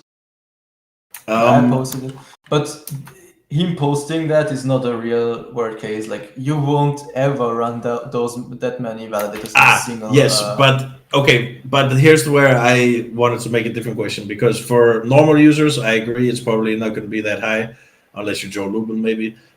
But if you are Bitfinex, we were looking at a address earlier that had, I think it was 3.5 million ETH. Is that right, Flipper? Yeah. Yeah. Yeah. So imagine now that all of the Bitfinex customers, just hypothetically, they all want to do staking on BETH or ETH 2.0 or whatever. So now Finex has to figure out, oh shit, let's just round it down to 3.2 million, which means that there's 100,000 people, 100,000 validation keys that they need to handle. Could Finex conceivably do this on one node, or would they need to spread it out across like 100 nodes? Or I'm not sure if they would be able to, but they wouldn't do it because of a security reason. Like if anything happens to their single node, all their customers would get penalized. So it doesn't make any sense to do that. So what would you suggest? Just, I mean, not like your professional consulting advice or anything, but just casually, like if you're in that situation as an exchange or as a staking as a service provider, how would you handle that if you've got 100,000 validation keys? It depends on the value of Ethereum itself or on ETH. If ETH itself is $1, why would you use hardware which is like $1,000? Do you know what I mean? So the more valuable Ethereum itself is, the more you have to care about security. So it's very hard to say how many validators you should connect to a single beacon node. Let's just assume the current prices, right? Let's assume that 100,000 ETH is basically 1,000. Yeah, let's say that it's $20 million. Yeah, no, sorry, 100,000. If it's 3.2 million, that means that it's more like. I'm not gonna lie, I haven't even thought about how many I would personally run a single beacon node. But I'd probably say around, I don't know, 10 to a single beacon node. Okay. So basically the burden on exchanges, like, because I mean, we could basically assume that Binance, OKX, Bitfinex, some of these exchanges that already run staking as a service, they're very likely to run ETH 2.0 staking as a for service. sure they will. They will make so much money on this. Yeah, and there's major, I mean, even though they won't be able to touch the money for probably a couple of years, right? And they have to spend a lot of money to make sure I they're protecting believe it. that those exchanges will actually offer stakers to still use their money, even though it's locked, just to attract more users to their exchanges. You mean like I proposed in the article, where they have basically a market where you can sell the database entries to other customers who then take over the database entries in exchange for ETH, BTC, USD? Is that Rocket Pool's idea? Are you talking about Rocket Pool, or am I confused? I didn't. I mean, it might be that they have the same idea that I came up with, but I'm just in the article that I wrote. I suggested that these exchanges, which are doing the custody, even though they're holding it for a couple of years, they basically can create a market for mETH or ETH 2.0, whatever you want to call it, while it's still frozen, because they have database entries which represent the values, and people can have liquidity preferences where they want to sell the database entries for dollar, Bitcoin, whatever. Maybe I don't know. But why are you suggesting that people would be able to use the money before? Well, if I was an exchange, I probably would allow them to move their money, because how do you move it if it's stuck? Well, they can. Yeah, it will align with your idea, but they will probably just pay upfront, so users have less issues. But I'm not sure if they would go and take that risk. I'm not sure actually. Well, what's the market rate? That's what. So my interest is because I'm interested in the economics aspect of it. Okay. So, and I'm interested in designing markets and stuff like that. So I've helped with. Yeah, fuck you, Fliver. But I've worked on like market design, derivatives design, chain split market design, and so I was thinking, could there be an interesting market that arises out of this? And I concluded that you can't really run a chain split market because it's a substitute, not an addition. And basically, you have this one ETH which can be converted to one mETH. So you have basically a I think ceiling. The exchanges would allow them to use Ethereum internally, so you won't be able to move the Ethereum out of their ecosystem. So, for instance, if you were staking 32 ETH and you made one, like let's say one Ethereum, you could restake it or like reinvest it, if that makes sense. So they can buy it for you. I mean, the problem is that the problem is that the exchange wouldn't be able to actually stake those residuals, right? They'll still be frozen until phase 2. Yeah, that's right. So, I'm not sure if exchanges will take the risk, because they're taking a risk if they let customers move and use the money they don't actually own. Yeah, and that's why I was suggesting that the other thing is that you can't assume that one ETH equals one mETH. This is a false assumption, because while it's frozen, the people who have the database entries, which are staked ETH 2.0 tokens, they might have a liquidity preference where they're willing to sell below the value of ETH. So they're maybe willing to sell for 0.95 just so they can get some liquidity and pull it out of I'm the not sure if beef will be a thing. I'm not sure. I don't think so. I mean, do you disagree though that so maybe we have to rewind a little bit if you're not on board with that, because when you have a proof of work chain, which is ETH1, where you're able to move around the ETH token freely, and then you have this other chain, proof of stake, where you have a asset which can't be moved around, but it can be staked and have a return attached to it. You don't think that these are two separate assets? No. Can you explain? Well, I would need to understand why you believe that there are two different assets, because it's still a single ecosystem. Yeah, I agree with the ecosystem argument, and it makes more sense at phase 2 when it all sort of comes together. But the problem is that there's this one-way bridge, and I know that's not the best assumption, but let's just go with that assumption for now, that there's a one-way bridge. And so once you've crossed that bridge, you're stuck. And so there's this ecosystem there where you can actually earn interest by staking, and so there's a return there. You don't have that return on normal ETH. You can actually move around that ETH 1.0 where you can use smart contracts, you can do all kinds of things, pay for gas for Tether or whatever. So they're fundamentally two different things. They exist, not to get all quantum mechanics about it, but it exists on the proof of works, one asset on the proof of works. But beef only exists if exchanges allow it to. And I'm telling you that the exchanges are going to do it, because they're going to have an opportunity to create a market. They're going to have an opportunity to have exchange rates. They could create a market, but they're taking a huge risk if something goes wrong. Like how? What would go wrong? Well, if their validators get punished, or if. But that just means they disperse fewer BETH to the BETH holders. Well, if I stake on their exchange with 32 ETH and I have a reward of 1 ETH, and I use those 1 Ethereum to buy Bitcoin, let's say, and after I bought the 1 Bitcoin or the whatever Bitcoin I can buy, the validator I own gets punished. Who takes who pays the penalty? I mean, if I were to construct it from the exchange perspective, I would make it pro rata across all the different validators. So maybe if you say like there's 10. Yeah, but like if you get punished, in your case, the exchange would need to run a beacon node for every single validator. Because no, I'm saying no. That's not what I'm saying. I'm saying they disperse it. So in the case of Finex, there's 100,000 rows of 32, and then they're running maybe 10,000 different nodes with 10 private keys. And then they spread the risk. And then that way, if there's one getting punished, they do it pro rata across the entire ecosystem of staked BETH.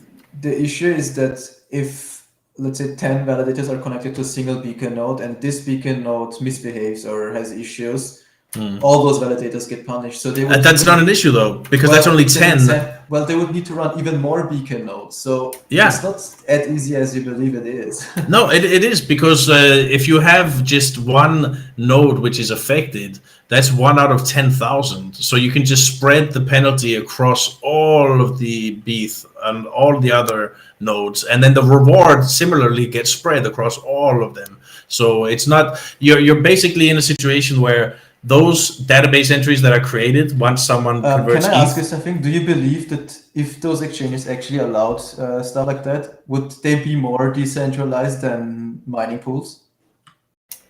No.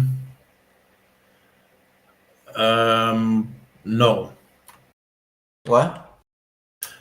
Because mining pools, you can still hook up like a laptop to a mining pool and contribute hash rate. So it's kind of comparing apples to oranges. Whereas you're getting if you have centralized exchanges which are running their nodes and validators.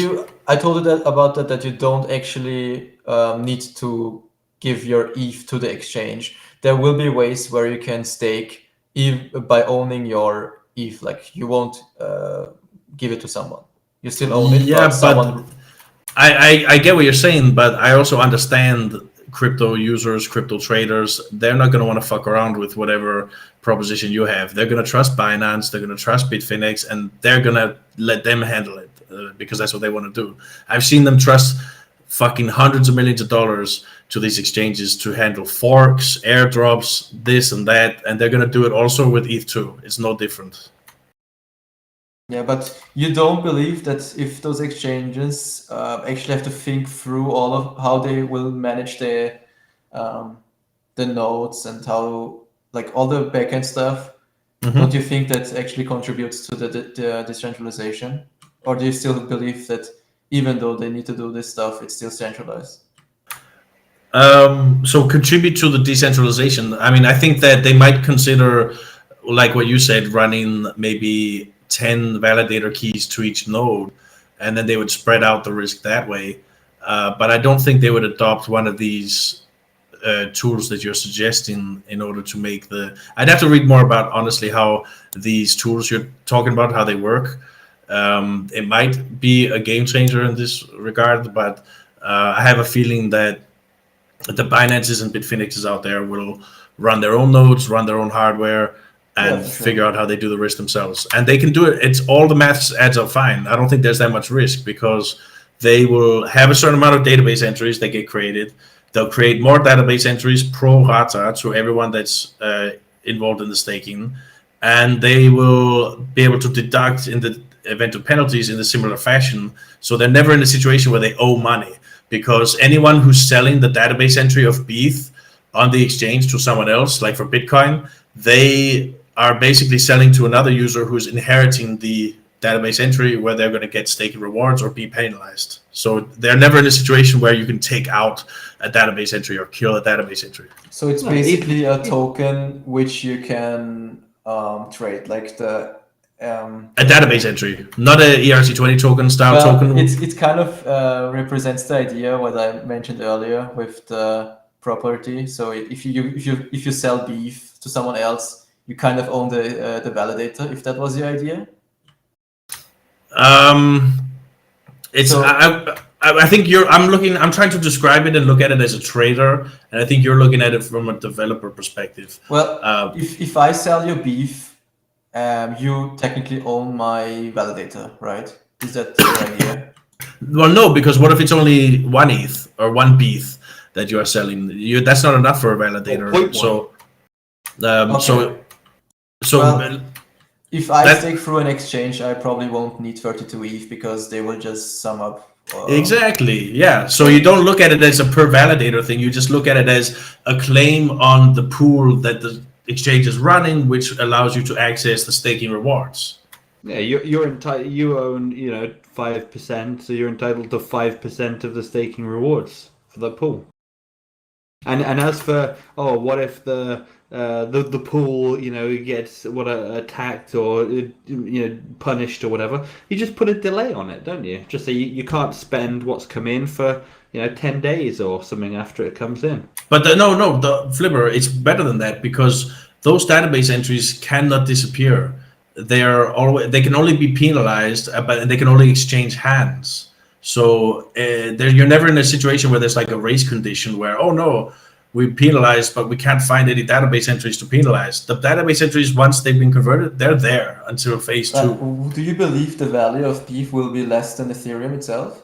Yes, I think that I don't know if you read the whole article, but I described my argument there, where basically I think when you're stuck in BETH and you're earning a return, then you already have a little bit of extra and you're willing to sell it for a little bit less than ETH.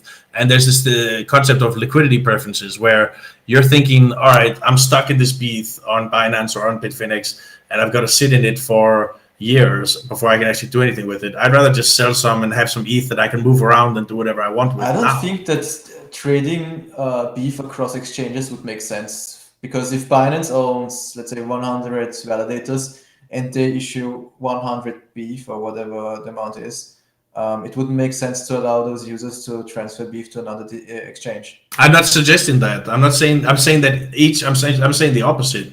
I'm saying that each exchange is going to have their own ecosystem, their own set of database entries they create, and then people are going to be stuck in BETH on whether it's Binance or Bitfinex, and they're going to want to sell to someone else who's also on the exchange. Maybe Rich here, who's talking about BETH shilling. But why would anyone want to own beef? What's the point? Because they want to access the staking returns. So let's say I've got 10,000 ETH, or sorry, $10,000, and someone tells me, man, that BETH stuff is really great. You got to really get some of that BETH. And I'm so confused about all this ETH1 and converting and this and that. I just want to go straight to Binance, straight to Bitfinex, and I just want to buy that BETH right away and start getting the staking rewards as soon as possible. But why would you buy ETH and actually make a validator out of it? So, no, because the question is answered from what I said before, that you are, if by doing that route, you might be getting a discount on what you are buying, because the people selling the BETH will be willing to get out because they have a liquidity preference, so they want to get out at it, and they're willing to take a discount. And then the person buying is saying, "Oh, it's much more convenient for me to slide right into the BETH database entry and start getting the staking rewards." Yeah, makes sense, but I'm not sure if it's actually going to, be in. I can almost guarantee you. I'll almost guarantee you that this will happen. Is it a bad or good thing in your opinion? If you've got a load of money locked up, it's locked up. So when you get them staking rewards, you want to start selling it so you can start getting some back out that you can move again. Well, if you start staking, you should know that you won't have access to your money. But that's the value of this trading product that I'm suggesting, is that you're going to allow people on certain exchanges that are offering the staking as a service, that there'll be a market where you can get out, actually. But it wouldn't make sense to allow them to still earn the rewards while having the beef, because how are you adding up to the beef when the exchange itself doesn't have the rewards? They don't have access to the rewards. So I mean, the exchange is going to be able to charge trading fees and they'll also be able to charge staking fees. So basically, every time there's, let's say there's a whole bunch of ETH that are being staked, and then they have to do a disbursement across all of the validators of 100 ETH, and then maybe the exchange carves out 5 or 10 ETH for themselves. And even though it's BETH and it's frozen, they just slide that BETH over to the side, and they got their future rewards. And they get the benefit of running the markets. They'll actually be able to liquidate some of that for money right now. And how would the transition look for BETH holders when the phase 2 launches? So everybody who's on the exchange that has a database entry corresponding to BETH, they'll have access to ETH because it'll be ETH at that point. Yeah, but what will happen to the value of BETH then? Will it decrease even more because everyone wants to rush in and buy? No, it'll get closer to parity with ETH, right? Because then more and more people will just convert, and it'll be then transferable. The value of ETH increases because so many people want to buy at the same time. Yeah, well, that's what some people think will happen, right? That a lot of people will rush in to acquire ETH. It's like, I don't know, I'd rather be a holder of ETH and the validator itself instead of having BETH and taking the risk of having less afterwards. Like if the value of BETH decreases and I earn rewards, and do you know what I mean? Like the BETH loses value, and why would I do that instead of just holding the Ethereum itself and earn rewards which I don't have access to unless I need to sell, obviously. But why is it any different than holding it through? I mean, the exchange is obviously going to they're doing it for a business. They're trying to make money, so you're going to earn marginally less rewards. Yeah, I don't see a point for a user to convenience have BETH unless you want to actually get rid of it because you need money. I would say that convenience, they trust the exchanges. They already are trusting exchanges to custody hundreds of millions of dollars. As an exchange, I would just allow users to exit the system and take a fee of, I don't know, like 10% or whatever if they exit earlier than... Why? They're not exiting.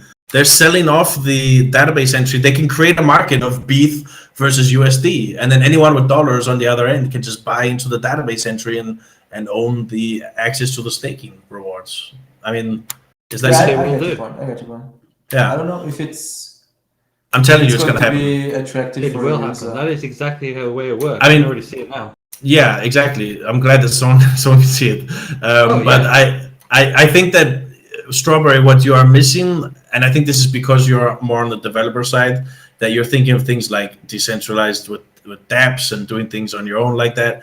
But traders, a lot of them don't think like that. They trust the exchanges already with doing all kinds of stuff from hard forking. And a lot of the times traders don't give a shit. They don't fully understand all the stuff that we're talking about, the technical aspects. And it's such a headache for them that they would rather say, Binance, Bitfinex, you take care of it. Take your 10%. I don't give a fuck. Just give me those sweet staking rewards and let me trade the database entries on top of that, just for why not?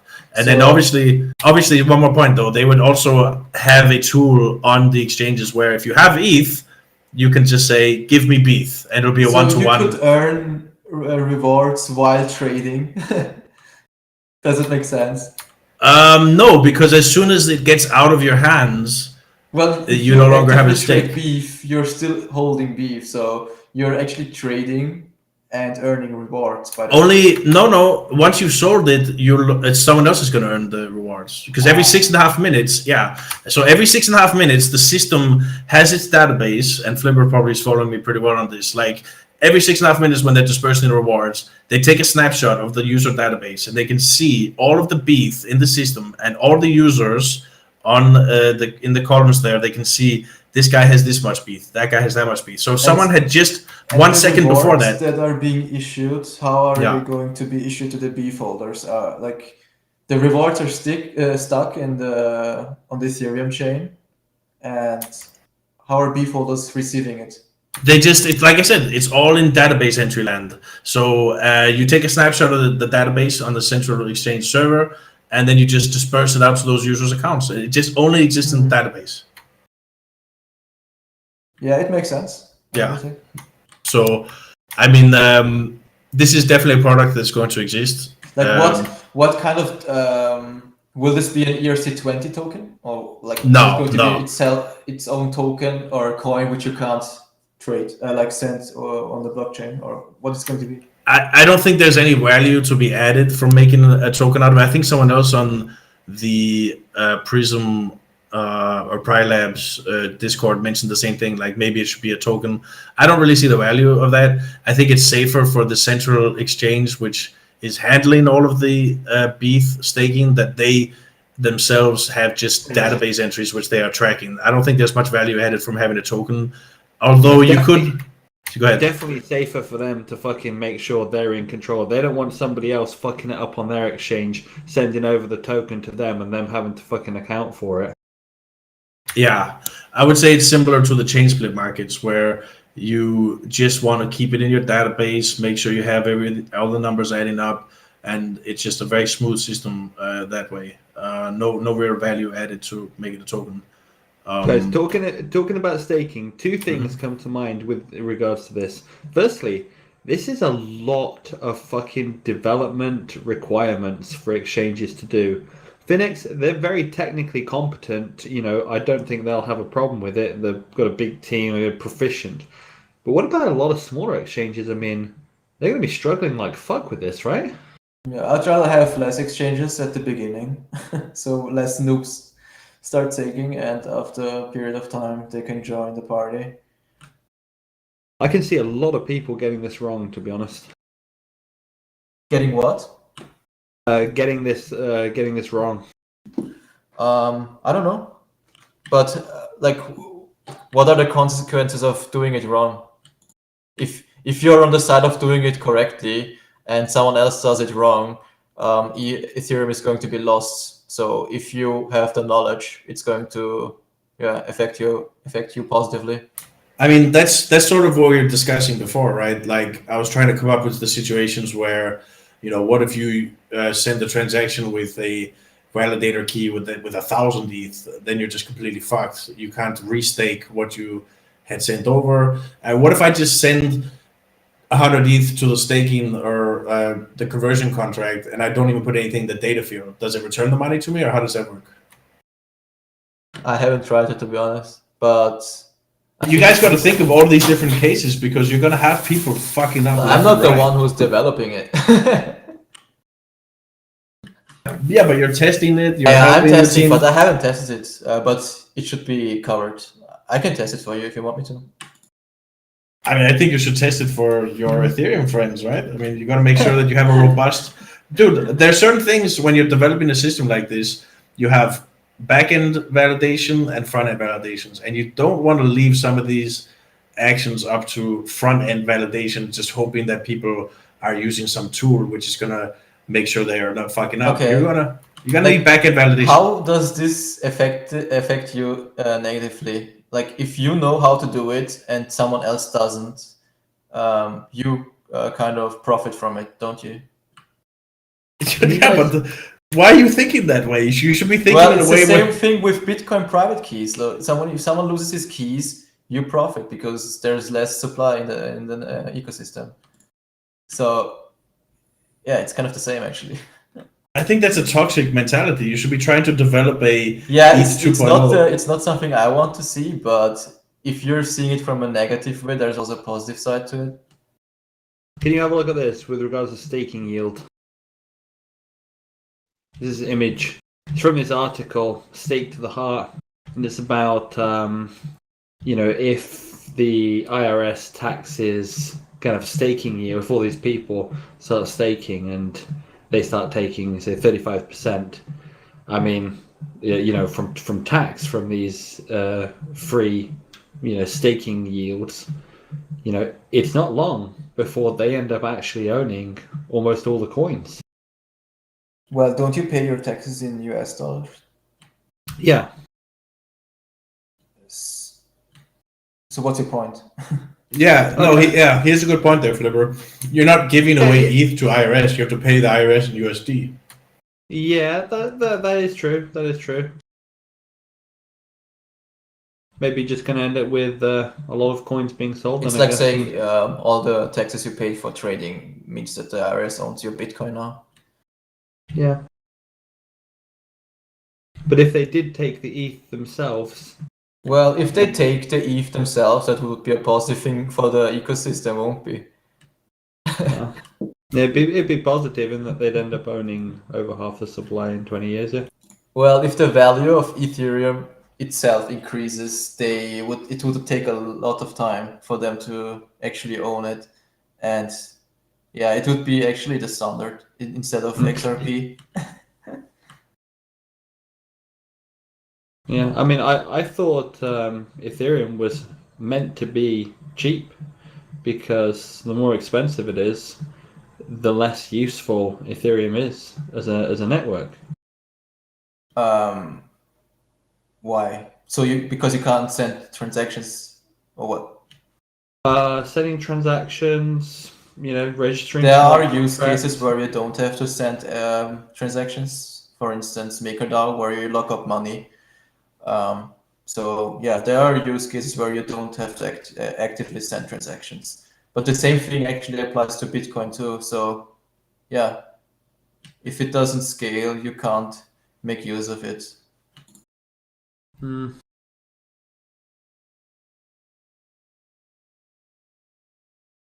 not saying that the one is better than the other. The one has other approaches than the other, and I think both of them have their advantages and disadvantages. I agree. I think Bitcoin is basically the stable, rock solid backbone that everybody can trust and rely on, and Ethereum is basically a means to an end that you may use. You may switch to another platform, and it may adapt to something you don't like, and you jump to a different network. I mean, the thing is with these smart contract platforms is very little loyalty. Like you may go Tether on Omni, Tether on ETH, Tether on ADA. You may decide to put it on Corda protocol because it's actually going to be even better. Yeah, you just drop ETH. The network with the most users is going to win, and right now it looks like Ethereum has the most users. So if they do have the most users, that's definitely not reflected in the market cap or volume. Yeah. Yeah, because the users don't need to buy that much Ethereum to pump the price. I don't need 10,000 Ethereum to do something. I can have 0.1 Ethereum. So yeah, I don't know. I think you're very emotionally attached to Bitcoin. That's why you think this way. And I think, yeah, it's kind of. I'm very emotionally attached to Bitcoin, and I am very anti-ETH. Yeah. Aren't you emotionally attached to your Ethereum? No, because I have both. I don't care if one or the other succeeds. I mean, I have both, but I'm emotionally attached to Bitcoin for sure. I'm emotionally attached to the crypto space. So you're a little crypto slut. Why don't you go and code on Tezos instead? It's better. I like the Ethereum community. Is it an argument? I guess, but have you tried the Tezos community? Have you tried interacting with them and seeing if they're just as cool? Maybe there's some good friends over there to meet. I actually had a few friends on Tezos, but didn't look attractive to me. Like most of the developer stuff is being done on Ethereum, all the tools and everything, by consensus, obviously. But it's true. So what is it that you're developing then on Ethereum? So you said you're helping with this beacon chain development, but what projects are you yourself involved in? I can't actually speak about it right now. Okay, fair enough. Why make consensus make you sign an NDA? Yeah, that's it.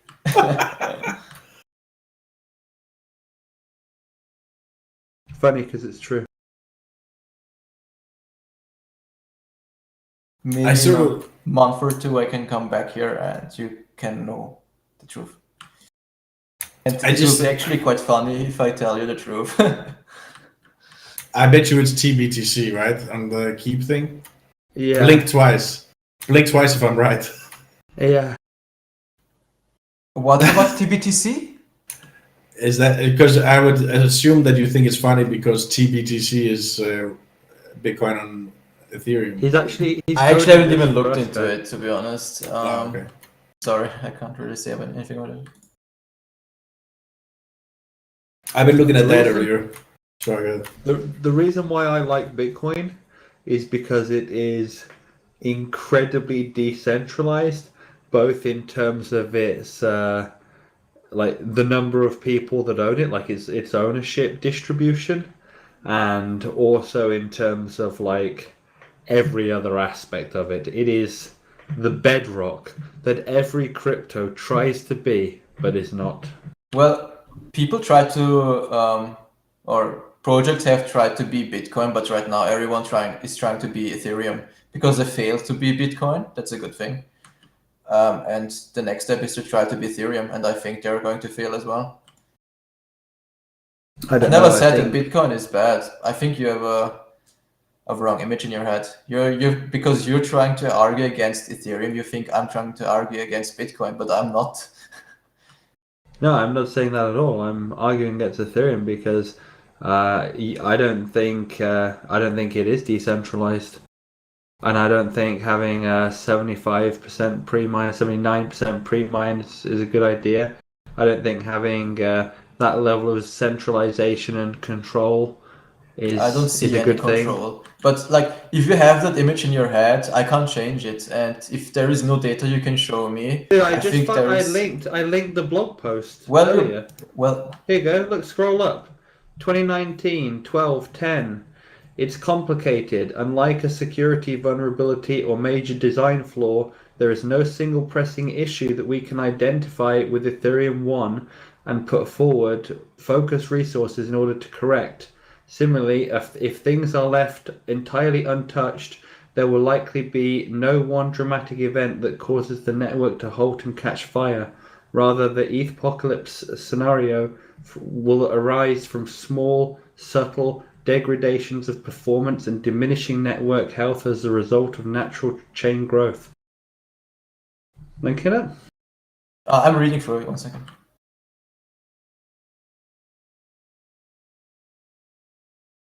This is from the Ethereum blog themselves. They said, look, basically, the network is walking into a complete centralized state. Death by 1,000 cuts, they call it. Because they know that that's what's going to happen. I was on the Decrypt post. No. That was just the latest with Vitalik and Joe Lubin. You know when you said Joe Lubin is 2017, nothing to do with it anymore, and there's Vitalik and Joe East London just like last month.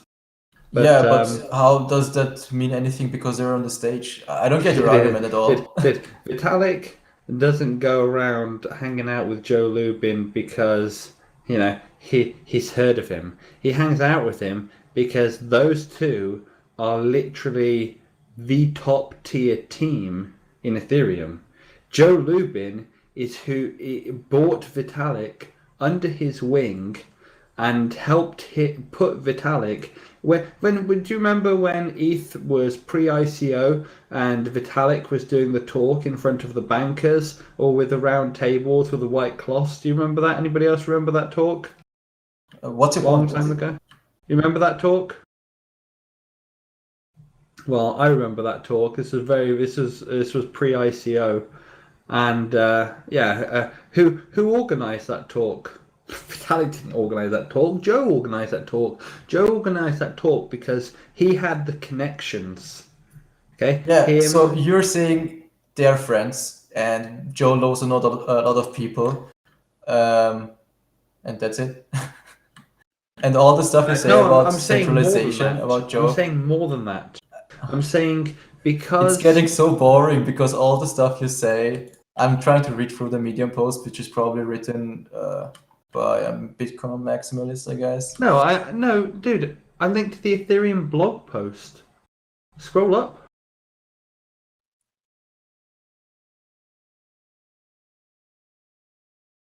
I think that talk was in Miami. There it is.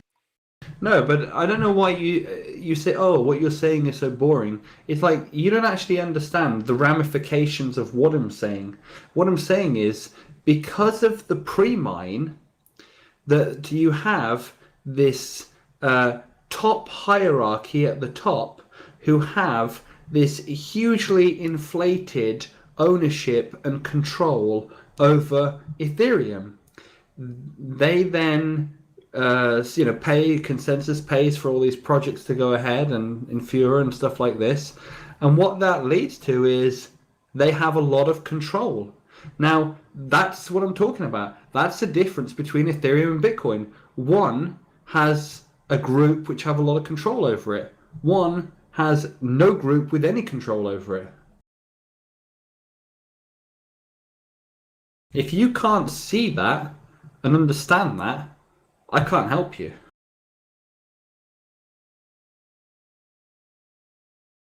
Yeah, I'm going to leave it uncommented because it's boring. Sorry. Yeah, well, you're boring too. Well, if you have actually serious questions with data, But it's not a question. This is a yeah. idea. All the stuff you say is emotional, and I can't help you with that. Do you not understand how having a central entity at the top who exerts a lot of influence and control is unlike the other one, which does not have that? Can you not see how those two No, are I different? can't see them having any control. You can't see Vitalik and Joe Lubin, Consensus, Ethereum Foundation having a lot of control? Nope. You can't see Ethereum.org, Consensus. You think Joe's paying $100 million a year for 1,000 employees to have no control? Well, didn't you say that Joe knows a lot of people? Maybe they are helping him to fund stuff. And Do you control $100 Joe's million a bank year account? on 1,000 employees is not going to be exerting some control? You don't think owning Infura, running all like literally more Ethereum nodes than anybody, you don't think this is exerting some control? You don't think being the Well, it's a person control who over put the Vitalik smart into the over space? the applications that are built on top of Ethereum. And But are you boring me, please? I can't help you. Sorry. Yeah, I can't help you either because it seems to me like you don't even understand the most basic concepts. Too busy doing so much coding to actually lift your head up out the computer and actually realize what I'm talking to you about. Price action Bitcoin. A little bit of a pumpy. S&P had a gap down as well. Do you understand that Bitcoin has no central entity that controls So anything does about Ethereum. Okay, do you understand that Ethereum, by having a pre-mine, has enabled a select few to become very rich by owning a large amount of supply, which then enables them to use that money to fund things like Consensus, Infura, which 1,000 employees a year, which then gives them a leverage and control. Do you understand that? Doesn't Satoshi own 1 million Bitcoins? No. Okay, what happened to those Bitcoins he owns? What makes you think he owns 1 million Bitcoins? Or, I don't know what the exact number is. Hang on a second. Before we get on to debating that, which is completely untrue, do you understand what I just said to you? Because I'm not sure whether Yeah, you do because or it not. doesn't matter. It Okay, mattered so maybe it 3 doesn't years matter ago, that you but it have doesn't a anymore. centralized entity controlling the whole direction of the quote coin. They chain. don't control the direction of the don't. coin. No. Okay. So when they do the changing of the distribution, and they're going to just do this. This is have you a hotly followed contested any of those issue, processes, or are you just What? saying because you believe stuff? Because I was following it very closely, and the people you mentioned, Vitalik and Joe, didn't do anything valuable. Like they didn't say which direction we go. So yeah, there's that. I mean, Joe's Like if you were there and you can link me to any of the posts where Vitalik said, yeah, we're doing this, I can agree with you. Otherwise, you're just believing stuff, which you can still believe. Yeah. How old are you? That's a secret. Yeah, because you seem really young. Mentally. Very naive. Bitcoin going.